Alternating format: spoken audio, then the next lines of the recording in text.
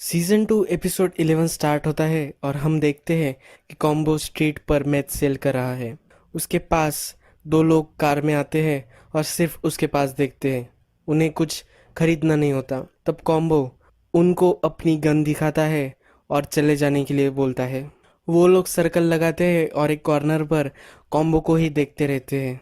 Combo थोड़ा सा suspicious हो जाता है और उसके फ्रेंड को कॉल करता है, उसे वहाँ आने के लिए बोलता है।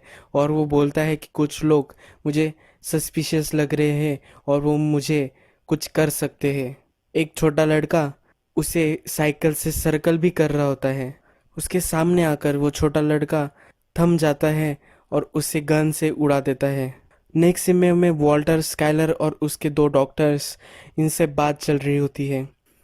वॉल्टर का जो डॉक्टर होता है वो उसे बताता है कि पहले मेरा डायग्नोसिस जो था कि तुम्हारा कैंसर इनऑपरेबल है, पर अब जब तुम्हारा कैंसर कम हो चुका है तो अब हम उस पर ऑपरेशन कर सकते हैं। और वो उसे एक नए डॉक्टर से भी इंट्रोड्यूस कराता है और बोलता है कि ये कंट्री के बेस्ट डॉक्टर हैं और अगर तुमने इनसे ऑपरेशन करवाया तो तुम्हारे सर्वाइवल के चांसेस और भी बढ़ सकते हैं। तो वो डॉक्टर उन्हें एक्सप्लेन करते हैं कि जो तुम्हारा अभी कैंसर है तो तुम उसे सिर्फ टाइम दे रहे हो, वो टाइम के साथ बढ़ तो जाने ही वाला है, पर अगर तुम थोड़ी सी रिस्क लोगे और इस पर सोचोगे तो अगर तुमने ऑपरेशन करवा लिया तो तुम्हारा सर्वाइवल के चांसेस बहुत अच्छे बढ़ जाते हैं, हम पूरा कैंसर वहाँ से निकाल लेंगे। तो स्काइलर थोड़ा सा डाउट करती है और उन्हें पैसों के बारे में पूछती है। तो डॉक्टर उसे बताता है कि 190K के आसपास तुम्हें ऑपरेशन के लिए लगेंगे। ये बहुत ज़्यादा होते हैं, इसलिए का स्काइलर कतरा रही होती है, पर वॉल्टर कॉन्फिडेंस से बोलता है कि हम करवा लेते हैं और एक ऑपरेशन की डेट भी वो फिक्स करा लेते हैं। स्काइलर की भी बेबी आने ही वाली होती है नेक्स्ट 2 वीक्स में, तो एक महीने के बाद वो अपॉइंटमेंट फिक्स कर लेते हैं सर्जरी के लिए। जेसी वॉल्टर को कॉल कर कर बताता है कि कॉम्बो मर चुका है और वो दोनों बहुत डर जाते हैं। नेक्स्ट सीन में जेसी और स्किनी पीट बात कर रहे होते हैं। जेसी को स्किनी पीट बोलता है कि अब मैं ये काम नहीं कर सकता और वो मूव कर रहा है। उसका प्रोबेशन पर भी वो होता है, इसलिए अगर वो इसमें इन्वॉल्व हुआ तो वो फिर से जेल जा सकता है, तो इसलिए वो छोड़ देता है। वो जेसी को ये भी बताता है कि अब लोगों को पता चल चुका है कि तुमने उस आदमी को एटीएम से नहीं मार दिया था। सबको पता चल चुका है कि तुम फ्रॉड हो और अब तुम्हारा डर नहीं रहा, तो हम अब कंटिन्यू नहीं कर सकते बिजनेस। अब जेसी और वॉल्टर दोनों सॉल के पास जाते हैं, उनका लॉयर। जेसी वॉल्टर पर भड़क रहा होता है कि तुमने ही ऑपरेशन एक्सपांड करने के लिए बोला था, इसीलिए कॉम्बो की जान चली गई है। अब उनका प्रॉब्लम ये होता है कि उनके पास बहुत सारा मैथ होता है और अब उसको कैसे हमें सेल करना है। जब वो सॉल को अपने मैथ की क्वांटिटी बताते हैं तो सॉल सरप्राइज्ड हो जाता है और उसे बहुत अच्छा लगता है। तो सॉल उन्हें सजेस्ट करता है कि अब तुम लोग एक डीलर से डील कर लो और अपना सारा मैथ उसे सेल कर दो। तो वो दोनों कहते हैं कि हमने पहले भी किया था, पर ये रिलायबल नहीं होता और जान का भी खतरा बहुत होता है। तो सॉल उसे बताता है कि तुमने एक गली गुंडों से डील की थी, पर तुम्हें एक अच्छा सा बिजनेसमैन चाहिए जो स्ट्रिक्टली बिजनेस को बिजनेस की तरह ट्रीट करता हो। किसी भी गली गुंडे से मैं अब तुम्हारी डील नहीं करवाऊंगा। तो वो बताता है कि मैं एक कॉल करूंगा और एक अच्छे बिजनेसमैन को मैं जानता हूँ, तो उससे तुम अपनी डील करवा लो। जेसी बहुत परेशान होता है तो जैन उससे पूछती कि क्या रॉन्ग है। तो जेसी उसे बताता है कि मैं तुम्हें नहीं बता सकता कि मैं क्या काम करता हूँ और ये काम के रिलेटेड ही है। जेन फिगर आउट कर लेती है कि ये ड्रग सेल करता है। फिर जेसी उसे बता देता है कि मेरा एक फ्रेंड मर चुका है। जेसी उसे बोलता है कि अब मैं ज़रा नशे करने वाला हूँ, तो तुम्हें यहाँ से चला जाना चाहिए क्योंकि तुम एक प्रोग्राम में हो और तुम्हें नशा नहीं करना चाहिए। जेन जा रही होती है पर वो अपना माइंड चेंज कर लेती है और वो जेसी के रूम में चली जाती है और नशा करने लगती है। उस बिजनेसमैन के साथ वॉल्टर और जेसी की मीटिंग फिक्स करवाता है सॉल और वो एक रेस्टोरेंट में आ जाते हैं। उस रेस्टोरेंट का नाम लॉस बोलोस होता है। वहाँ फिर जब जेसी आता है तो वो फ्रस्ट्रेटेड होता है कि हमारी वजह से एक आदमी की जान चली गई है और तुम कंटिन्यूसली इसके बाद भी बिजनेस करते ही रहने वाले हो।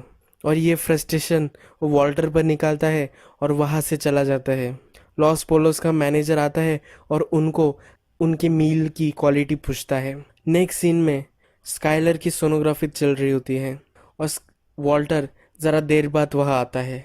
स्काइलर में थोड़े से फ्लूइड्स कम रहते हैं, इसलिए डॉक्टर उसे बताती है कि हमें सी सेक्शन करवा लेना चाहिए। स्काइलर को भी लगता है कि पिछले बार बहुत दर्द हुआ था, इसलिए अब सी सेक्शन करवा लेना चाहिए। वो एक डेट फिक्स करवाते हैं और वहाँ से चले जाते हैं। जेन नशे करके जेसी के बेड पर ही पड़ी होती है और जब वो उठती है तब फिर से वो मैथ करने लग जाती है। जेसी उसे चीयर अप करने की कोशिश करता है, उसे बोलता है कि हम म्यूज़ियम चलते हैं, जो म्यूज़ियम तुम्हें पहले भी देखना था उसी म्यूज़ियम में हम फिर से चलेंगे। पर वो कंटिन्यू करती है नशा करना। टेड का बर्थडे होता है तो इसलिए स्काइलर उसके लिए एक अच्छा सा केक लाती है। टेड उसकी बर्थडे विश के लिए स्काइलर से एक डायलॉग्स बुलवाता है, एक इम्प्रेशन उससे करवाता है। वो भी मान जाती है और उसके लिए एक एक्सप्रेशन कर देती है। वॉल्टर को उस रेस्टोरेंट में कोई भी मिलने नहीं आता तो वो सॉल से कॉल करता है। सॉल बोलता है कि तुम्हें और जेसी को उस बिजनेसमैन ने देखा और तुम दोनों उसे पसंद नहीं आए, तो वो तुम्हें बातचीत किए बिना ही वो वहाँ से चला गया। तो वॉल्टर उसे बोलता है कि उसे हमसे बिजनेस करना ही होगा, फिर से एक मीटिंग तुम रखवाओ।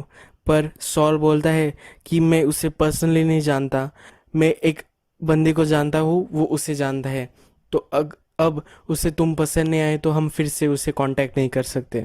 वॉल्टर फिर से वही रेस्टोरेंट में चला जाता है और अपना मील ऑर्डर करता है और वही बैठा रहता है रात तक।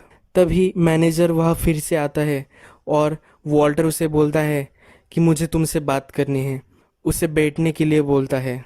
वॉल्टर फिगर आउट कर लेता है कि ये बिजनेसमैन वही लॉस पोलोस का मैनेजर ही है।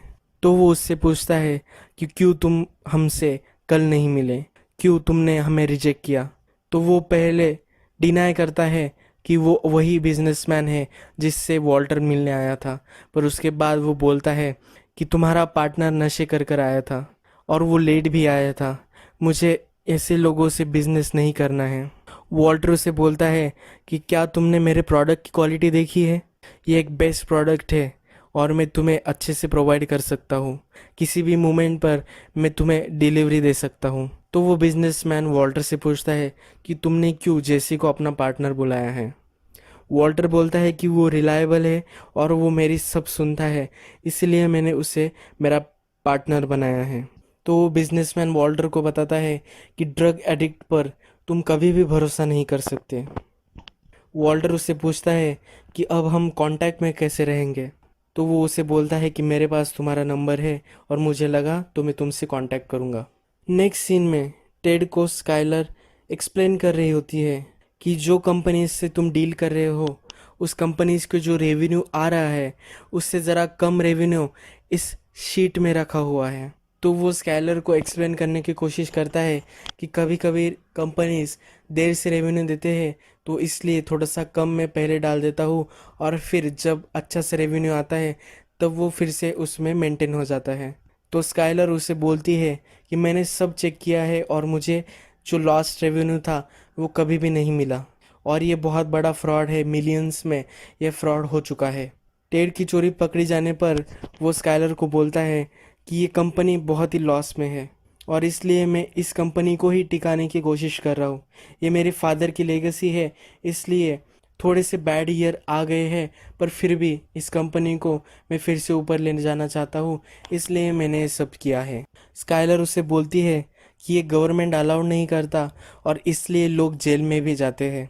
तुम जो भी कर रहे हो वो ठीक है, मैं तुम्हें पुलिस में नहीं देने वाली, पर मैं तुम्हारा साथ इसमें नहीं दे सकती। तो टेड उसे बताता है कि मुझे तुम्हारी ज़रूरत है। जेसी अभी भी ट्रेस में होता है तो जेन हीरोइन लेके आती है। अब वो मैथ कर रही थी, अब उसका नशा बढ़ता जाता है और वो हीरोइन करने लग जाती है। वो दो हीरोइन के सिरिंजेस बनाती है और वो जेसी को एक देती है। जेसी पहले बार हीरोइन ट्राई करता है और हाई हो जाता है, उसे बहुत अच्छा लगता है उसे लेकर। टेड अपने ऑफिस में होता है और एक्सपेक्ट नहीं कर रहा होता कि स्काइलर फिर से वापस आएगी, पर स्काइलर फिर से वापस आ जाती है। वॉल्टर अपने स्कूल में होता है, तभी उसका फ़ोन बजता है। जो सीक्रेट फ़ोन उसने सीलिंग्स में छुपा रखा होता है वो बजता है। जब वो उसे देखता है तो वो उस बिजनेस का ही मैसेज होता है और वो उसे लॉस पोलोस में बुलाता है।